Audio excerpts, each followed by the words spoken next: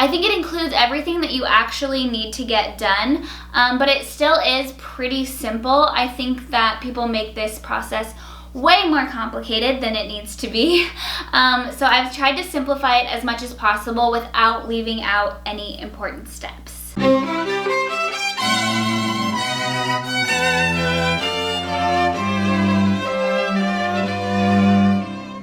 Hey bridal beauties, welcome back to my channel. For those of you who are new to my channel, I'm Kyle James and I used to be a wedding planner, but now I stay at home with my 18-month-old son, and I also have another one on the way. I'm 4.5 months pregnant.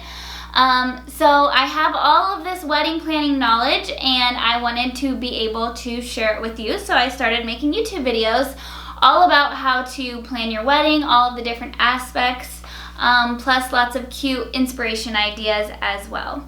So if you're not already, be sure that you subscribe.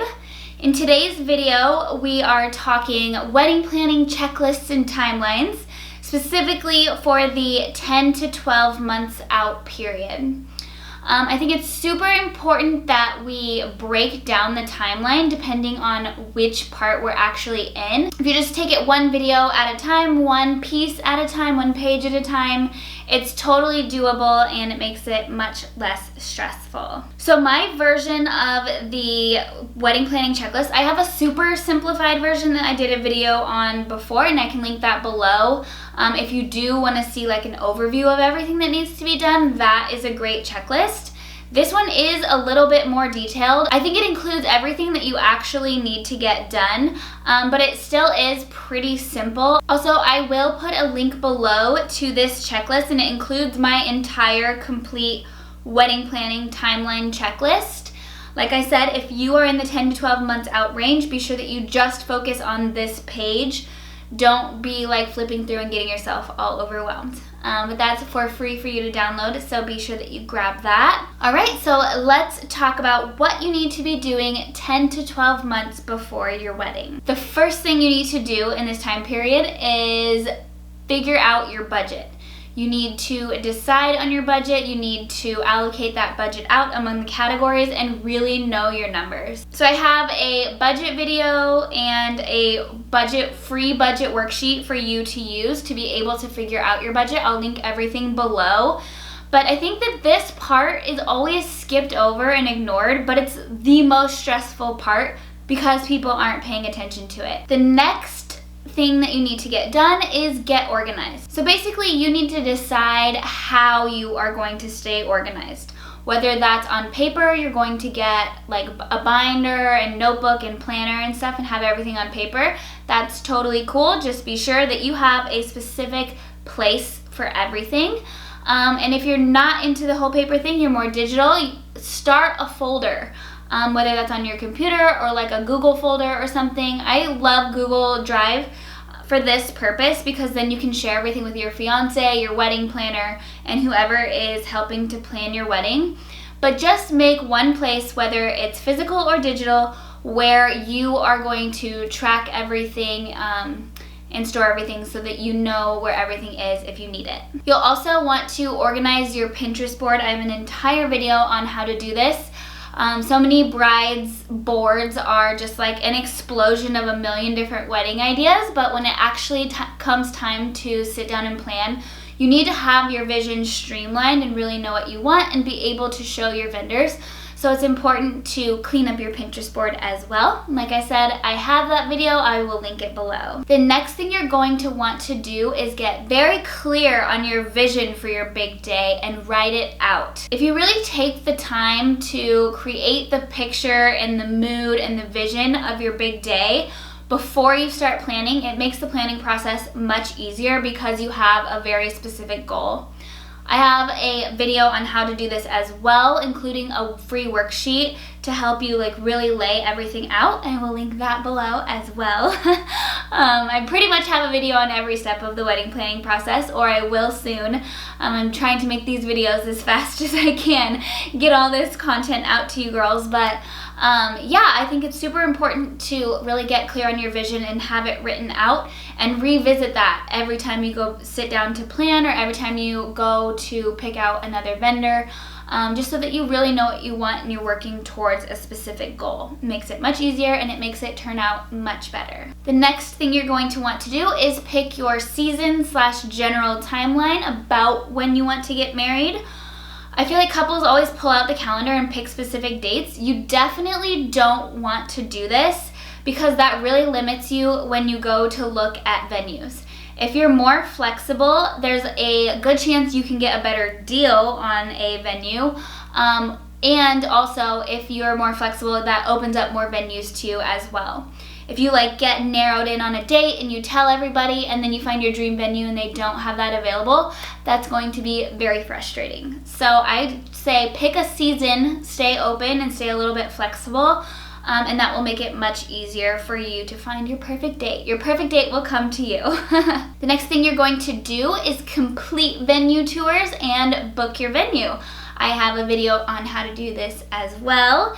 It's a long process, not going to explain it all here, but you want to get your venue booked as soon as possible towards the beginning of the process. You want to get your venue booked first because then you have a date and you know which other vendors you can book and stuff like that. So it's really important to get this done first, and it feels a lot better once you have this done because it's like you kind of have one major piece figured out. So we'll get this done up front. Next, we're going to hire a day of coordinator. If you are hiring a full service planner, that's what you will do instead. I suggest that most brides just hire a day of coordinator. You can totally plan your wedding yourself. There's enough resources out there, including this channel, and tons of stuff out there for you to be able to plan your wedding yourself. But you definitely need a day of coordinator to help you out on the big day. I have a video on that as well.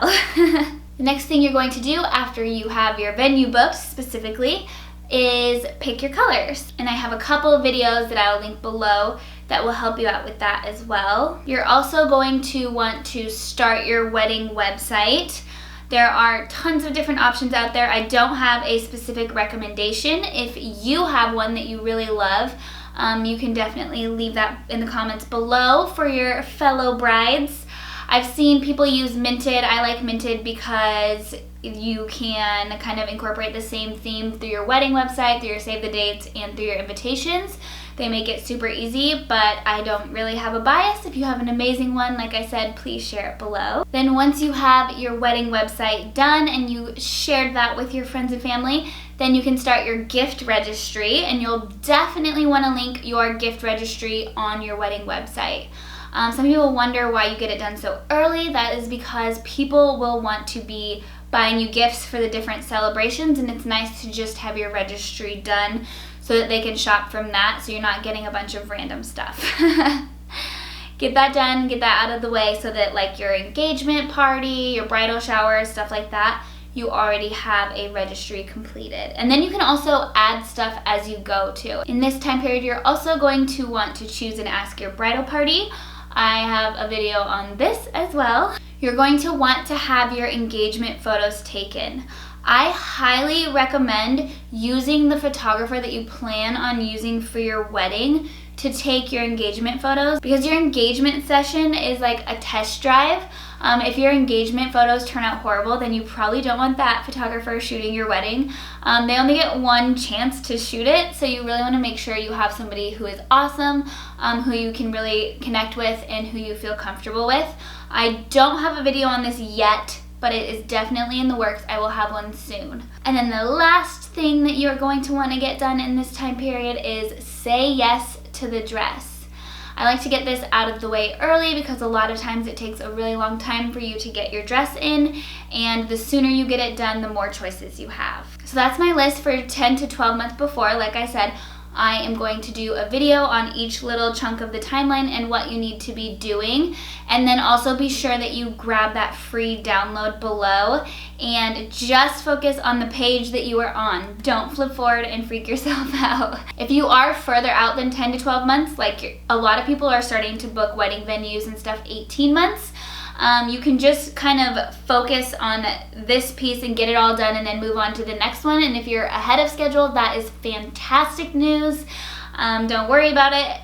And then if you're behind schedule, you're going to want to combine this list with the next one as well. I hope this video was helpful. Please give it a big thumbs up if it was, and be sure to share it with your bride friends.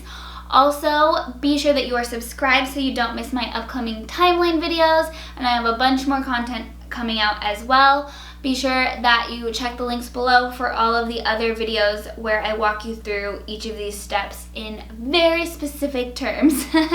We'll see you next time. Happy planning!